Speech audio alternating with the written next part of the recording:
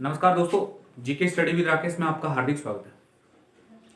आज हम पढ़ेंगे, हमने मोहम्मद बिन तुगलक के बारे में पढ़ रहे थे। आज हमारा अंतिम वीडियो रहेगा मोहम्मद बिन तुगलक पर। आज हम देखेंगे मोहम्मद बिन तुगलक का धार्मिक पक्ष है, साहित्य है, साहित्य में उसका क्या योगदान है, और धार्मिक पक्ष के अंतर्गत देखेंगे कि कौन कौन लोगों को उसने संरक्षण दिया था। तो आइए दोस्तों, हेडिंग डालिए मोहम्मद बिन तुगलक का धार्मिक यानी एमबीटी का धार्मिक पक्ष।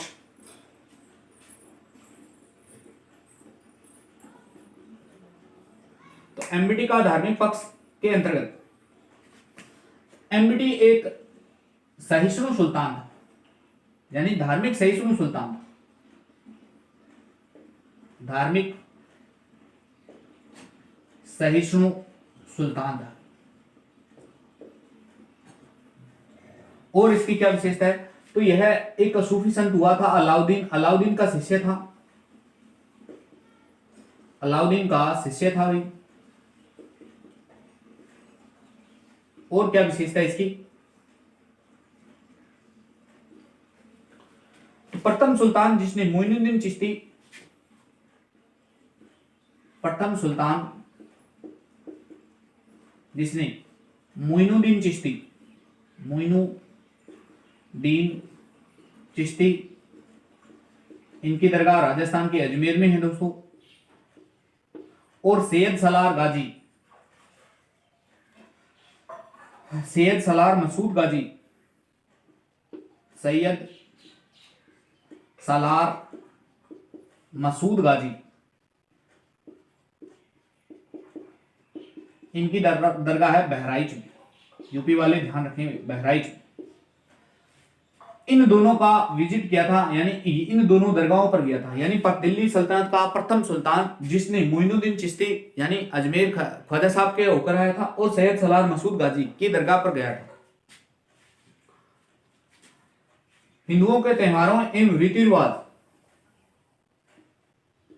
हिंदुओं के त्योहार जैसे होली है, होली में भाग लेता था ये। एवं रीति रिवाज में पार्टिसिपेट करता था दोस्तों।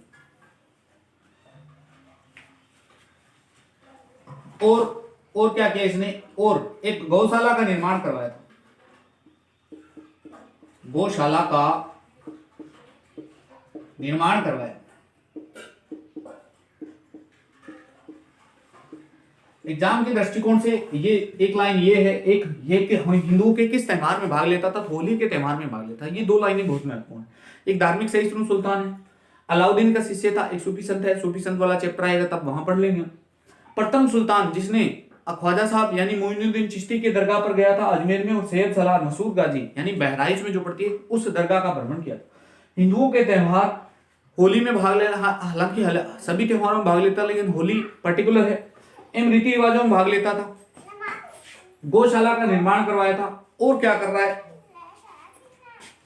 और इसने हिंदुओं को, यानी धार्मिक सहिष्णु सुल्तान है, हिंदुओं को उच्च पदों पर भी नियुक्त किया था।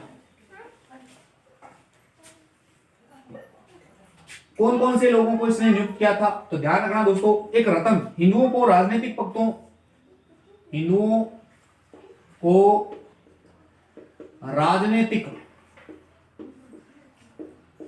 पदों पर नियुक्त किया था।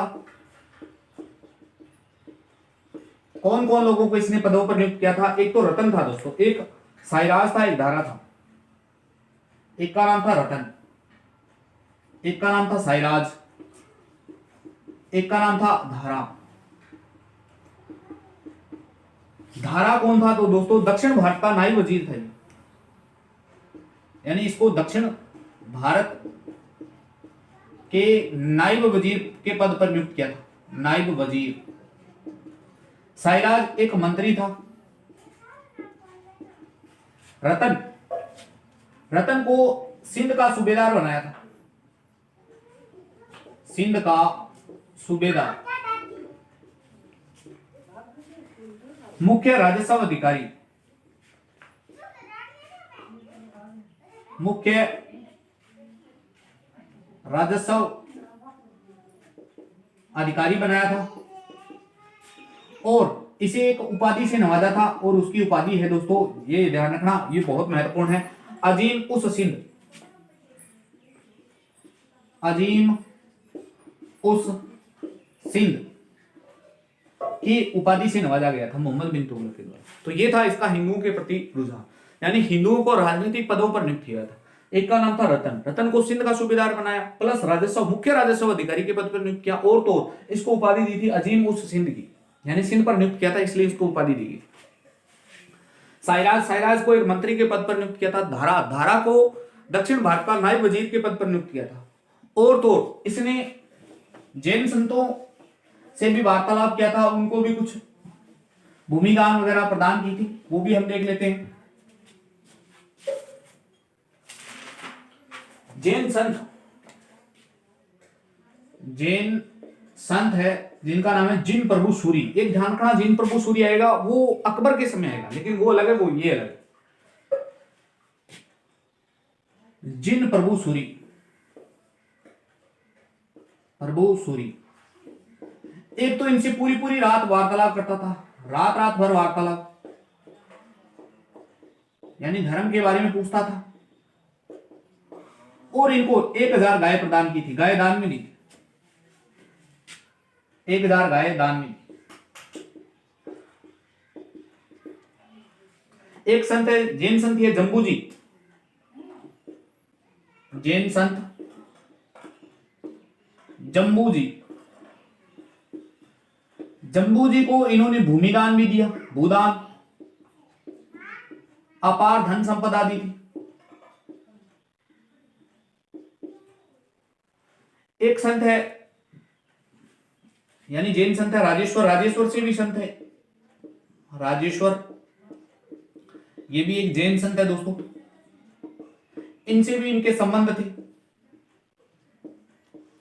और अंतिम इंपॉर्टेंट है गुजरात के पालीताना में स्थित, गुजरात के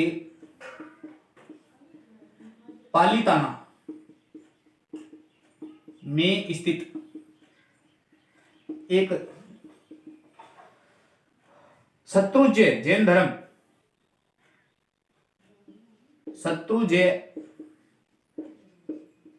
जैन धर्म का मंदिर है, जैन धर्म के मंदिर में गया था ये।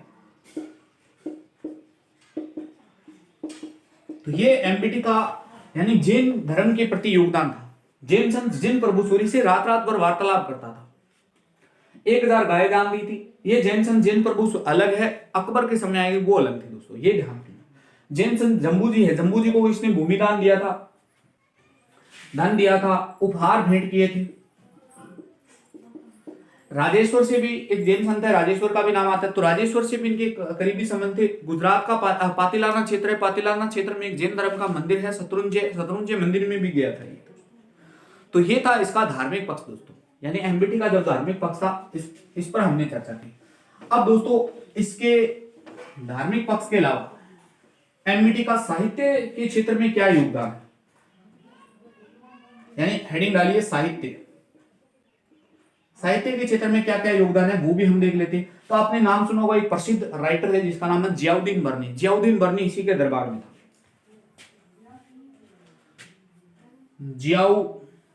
जियाउद्दीन बर्नी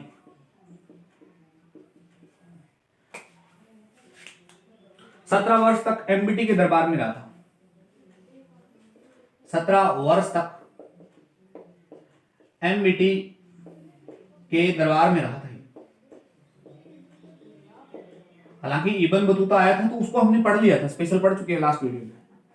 इसकी 2 रचना है दोस्तों, बस एग्जाम के दृष्टिकोण से बहुत महत्वपूर्ण है। एक का नाम है दोस्तों तारीख ए फिरोज शाही।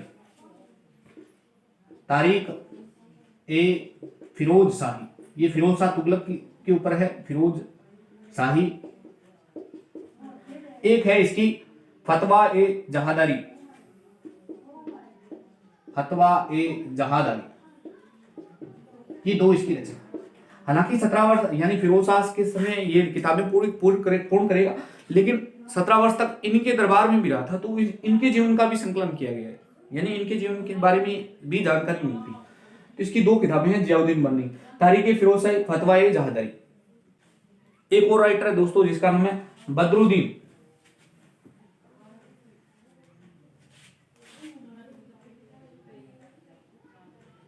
बदरुद्दीन, इस बदरुद्दीन को एक अन्य नाम से जाना जाता है बद्र ए चाच।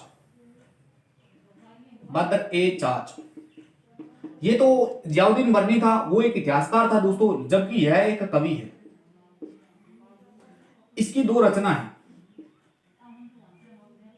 पहली रचना है शाहनामा और दूसरी रचना है दोस्तों दीवान ए चाच। दीवान ए चाच। अब शाहनामा हम पहले भी पढ़ चुके हैं। शाहनामा एक रचना है फिरदौसी की दोस्तों, बस ये ध्यान रख लेना। यानी शाहनामा नामक से दो किताबें लिखी गई है, एक लिखी है बदरुद्दीन ने, एक लिखी है फिरदौसी ने दोस्तों। तो फिरदौसी भी हम पढ़ चुके हैं और बदरुद्दीन भी आज हमने पढ़ लिया। तो शाहनामा नामक दो किताबों का, यानी शाहनामा नाम की दो किताबें हैं और दोनों ही अलग अलग राइटर हैं। इस शाहनामा किताब के बारे में ये कहा जाता है दोस्तों, ये एमबीटी की प्रशस्ति के रूप में समर्पित है। एमबीटी के प्रशस्ति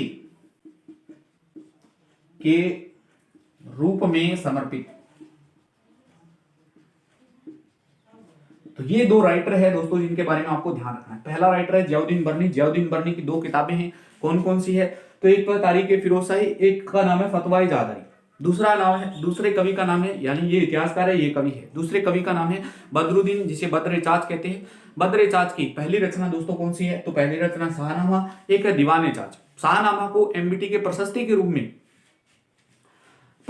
में समर्पित है। तो ये भी आप लाइन ध्यान रखेंगे दोस्तों, ये बात पूछी जा सकती है। शाहनामा और किसकी रचना है? तो शाहनामा फिरदौसी की रचना है दोस्तों, ये ध्यान रख लेना।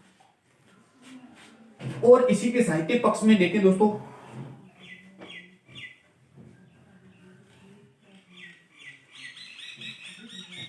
तो इसके दरबार में कहते हैं 1200 प्लस गायक थे। 1200 गायक प्लस गायन शैलियां, यानी गायन की शिक्षा दी जाती थी। गायन की शिक्षा, तो ये भी इसी के दरबार की विशेषता है।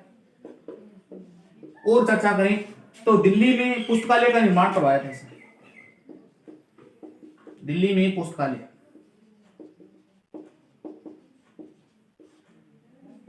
और चर्चा करें दोस्तों तो 1346 में दिल्ली में मदरसा भी बनवाया था इसने। 1346 ईस्वी में दिल्ली में मदरसा।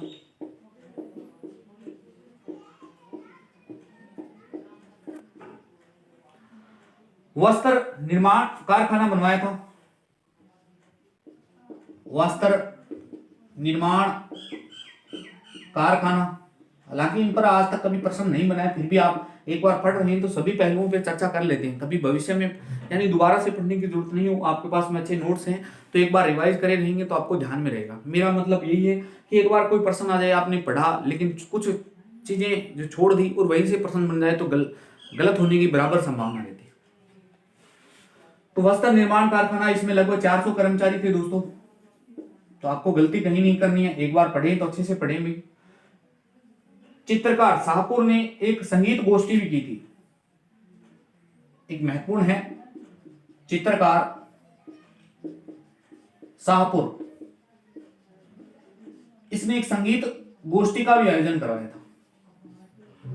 संगीत गोष्ठी का आयोजन, गोष्ठी की।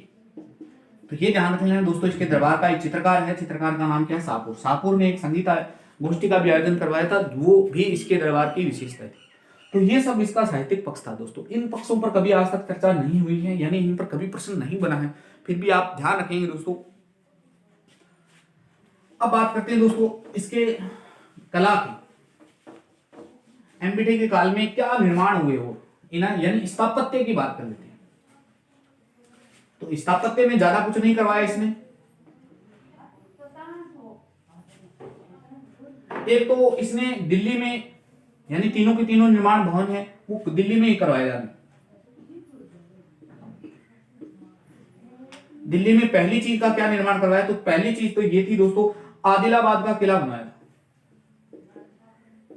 आदिलाबाद का किला ये बनवाया। और क्या निर्माण करवाया इसने, एक जहांपनाह नगर बसवाया था, जहांपनाह नगर। ये दिल्ली का जो राय पिथौरा है ना दोस्तों, राय पिथौरा व सीरी किले के मध्य है, राय पिथौरा व सीरी किले के मध्य, सीरी किले के मध्य स्थित है, यानी यहां बनाया हुआ है। और इसने एक और निर्माण करवाया था, सुल्तान सतपुल्लाह बांध बनवाया था, पुल्लाह बांध का निर्माण करवाया था। कहां करवाया था, तो दिल्ली में करवाया था। तो ये इसकी स्थापत्य के बारे में। आदिलाबाद का किला बनवा रहा है, जहांपनाह नगर बसवाया था, राय पिथौरा श्रीनगर श्री किले के मध्य दोस्तों। इसी श्री किले का निर्माण यानी बलबन के उत्तराधिकारियों ने करवाया था। और सतपुल्लाह बांध का निर्माण करवाया था। तो ये भी आप ध्यान रखेंगे दोस्तों, आपको ये इसका स्थापत्य था। अब लास्ट और अंतिम बिंदु है इसके जीवन का, वह पढ़ लेते हैं, यानी एक हेडिंग के रूप में ही कन्वर्ट कर लेते हैं। और आप हेडिंग डाल सकते हैं कि एमबीटी का अंतिम समय, एमबीटी का अंतिम समय।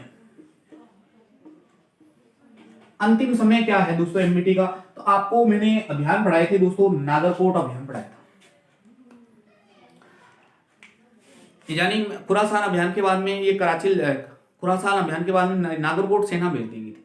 नागरकोट से ये चले गए थे सिंध। तो 1351 ईस्वी में तो सिंध में ठट्टा का अभियान था। सिंध में ठट्टा का अभियान, सिंध में ठट्टा का जो अभियान था, यानी यह इसके जीवन का अंतिम अभियान था। 1351 एडी में हो रहा है। ये इस समय कहते हैं बीमार हो गया था, यहां इसमें बीमारी से मृत्यु।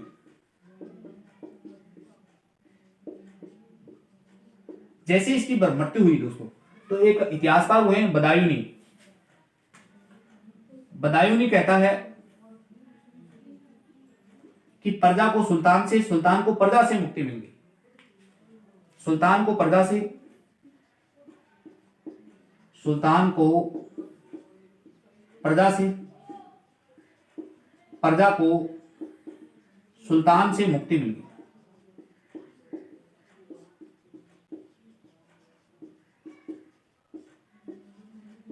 मिल गई।